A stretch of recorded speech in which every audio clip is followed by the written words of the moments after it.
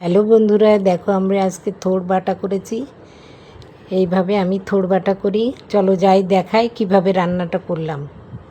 প্রথমে থোড়গুলো কেটে সব ধুয়ে পরিষ্কার করে নিয়ে কড়াইতে গরম জল বসিয়েছি। এবার আমি থোড়গুলো সেদ্ধ করে নেব। এবার থোড় সেদ্ধ করতে গিয়ে তাতে একটু হলুদ একটু নুন দিয়ে থোড়গুলো আমি সেদ্ধ করে তুলে নিলাম। এইবার থোড়ের সাথে কি দেব, কাঁচা লঙ্কা, সর্ষে, পোস্ত এই সব দিয়ে আমি থোড়গুলো বাটবো। আমি থোড় বেটে পোস্ত, সর্ষে, কাঁচা লঙ্কা দিয়ে বেটে নেব। নিয়ে এবার কড়াই গরমে বসিয়ে দিয়েছি। কড়াই আমার গরম হয়ে গেছে। চলো তো দেখি। সেই তেলে আমি এবার একটুখানি কালো জিরে দিলাম। তারপর থোড়টা বাটা হয়ে গেছে, সেইগুলো আমি ঢেলে দিলাম।